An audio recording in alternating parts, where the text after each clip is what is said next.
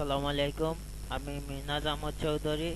আজ আমার YouTube channel থেকে আবার চলে আসলাম আপনাদের সামনে। আজ আমি আপনাদের সামনে যে টপিক নিয়ে আসছি সেটি হচ্ছে কিভাবে আমরা ফটোশপে যে কোনো ছবিকে আমরা প্রিন্ট করতে পারি, সেই টপিক নিয়েই আসছি। তাহলে কাজে যাওয়ার আগে একটি কথা বলি, আমার ইউটিউব চ্যানেল যদি আপনারা নতুন হয়ে থাকেন তাহলে অবশ্যই সাবস্ক্রাইব করবেন, আর সাবস্ক্রাইব করে পাশে থাকা বেল আইকনে ক্লিক করে রাখবেন যাতে পরবর্তী ভিডিও দেওয়ার সাথে আপনি পেয়ে যান। তাহলে চলুন আমরা কিভাবে একটি ছবিকে প্রিন্ট করতে পারি ফটোশপের মাধ্যমে, এই টপিক নিয়েই আমার ভিডিও। তাহলে কথা না বলে চলে যাই কাজে।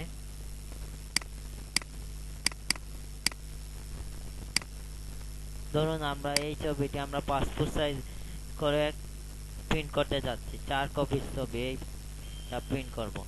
তাহলে 4 কপি প্রিন্ট করতে হলে আমাদের প্রথমে পাসপোর্ট সাইজ করতে হবে। পাসপোর্ট সাইজ করব সেটা তো আমি আগে বলে দিয়েছিলাম, আগের ভিডিওতে আমার আছে দেওয়া পাসপোর্ট সাইজ কিভাবে আমরা তৈরি করব। পাসপোর্ট সাইজ করতে প্রথমে আমরা এটাকে ক্রপ করতে হবে। ক্রপ, এখান থেকে আমরা ক্রপ টুল নিব।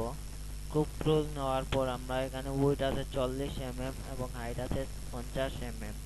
রেজুলেশন আমাদের ছবি যতটুকু দেওয়া আছে ততটুকু দেব। তারপর এখান থেকে আমরা ক্রপ করব, দেন এন্টার। তাহলে এই ছবিটি আমরা পাসপোর্ট সাইজে তৈরি করে ফেললাম। এখন আমাদের যে কাজটি হতে হবে, এটাকে আমরা 4 কপি তৈরি করতে হবে। 4 কপি তৈরি করতে আমরা একটি নতুন ফাইল ওপেন করতে হবে। নতুন file open, file, new dialogue box আসছে। এখান থেকে আমরা পেপার সাইজ সিলেক্ট করবো। আমরা যে ধরনের পেপার আমরা নিতে যাচ্ছি, আমরা A4 কাগজে প্রিন্ট করতে যাচ্ছি, A4 সিলেক্ট করব। তারপর ওকে।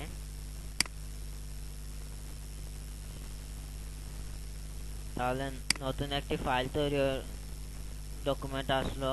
আমরা এই ছবিটা এখানে মুভ করতে হবে। মুভ করতে হলে আমরা এই টুল বক্স থেকে মুভ টুল সিলেক্ট করব। তারপর এই ছবির উপর আমরা মাউস পয়েন্টার ক্লিক দিয়ে ধরে এই নিউ ফাইলে আমরা ড্র্যাগ করব। দেখুন চলে আসছে। তাহলে এখানে আমাদের 1 কপি ছবি আছে। এই 1 কপিকে আমরা কিভাবে 4 কপি তৈরি করব। 4 কপি তৈরি করতে হলে আমরা এই ছবির উপর মাউস পয়েন্টার রেখে কিবোর্ডটাকে অল্টারে চাপ দিয়ে ধরতে হবে। কিবোর্ডটাকে অল্টার চাপ দিয়ে ধরতে হবে। অল্টার চাপ দেওয়ার পর আমরা মাউসের লেফট বাটন ক্লিক দিয়ে ধরে এই ডান সাইডে ওড়ালে আরেকটি আসবে। তারপর দেখুন আমরা এই ছবিকে আগের ছবির মতো সমান আকারে নিতে পারছি না। সমান আকারে দিতে হলে আবার শিফটেও ধরতে হবে। তাহলে শিফটেও কন্ট্রোল এবং অল্টার এবং শিফটে ধরে আমরা ছবিকে সমান করে মাউস পয়েন্টার ছেড়ে দেব। তারপর আরেকটি ছবি করব, সেই অল্টার ধরে মাউস পয়েন্টার ক্লিক দিয়ে ড্র্যাগ করে নিয়ে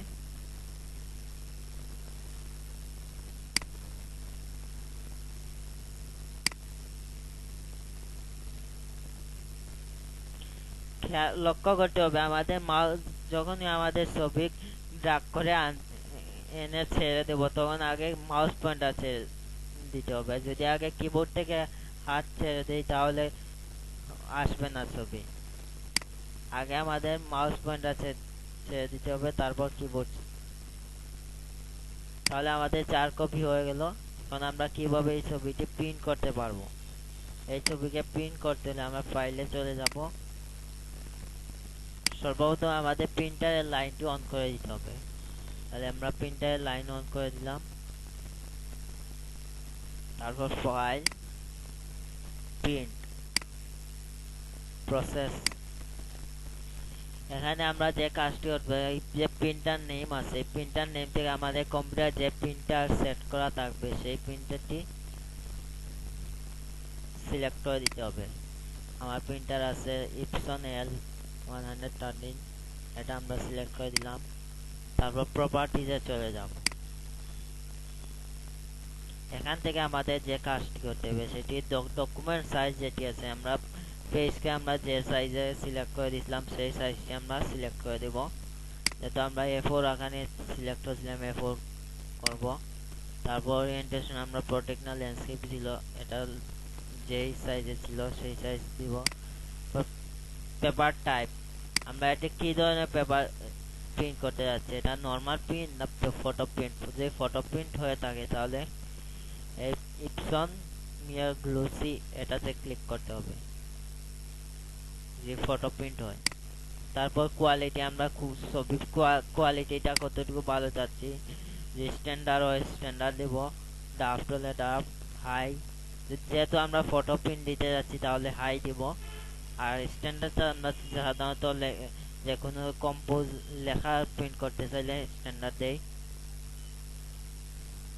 আর ড্রাফটটি হচ্ছে আমাদের যখন যে কোনো প্রিন্ট নর্মাল ভাবে একেবারে নর্মাল ভাবে প্রিন্ট করতে চাই তখন ড্রাফট দিয়ে প্রিন্ট করি।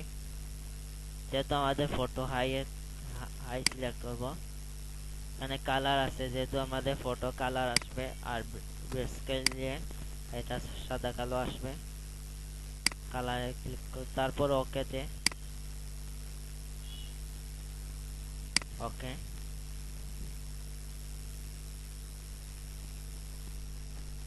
এই দেখুন প্রিন্টারে আসছে, এইভাবে প্রিন্ট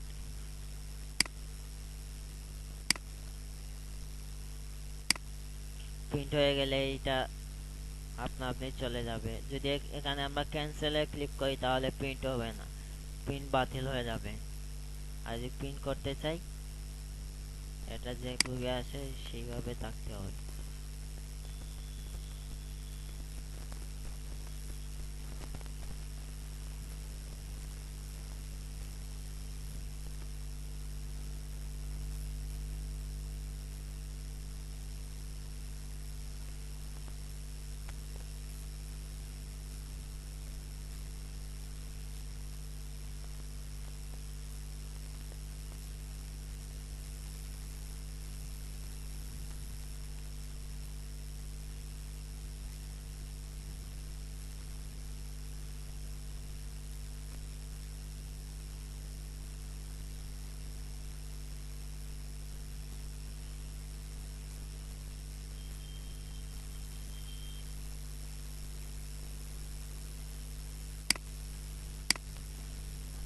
তাহলে আজকের মধ্যে এখানেই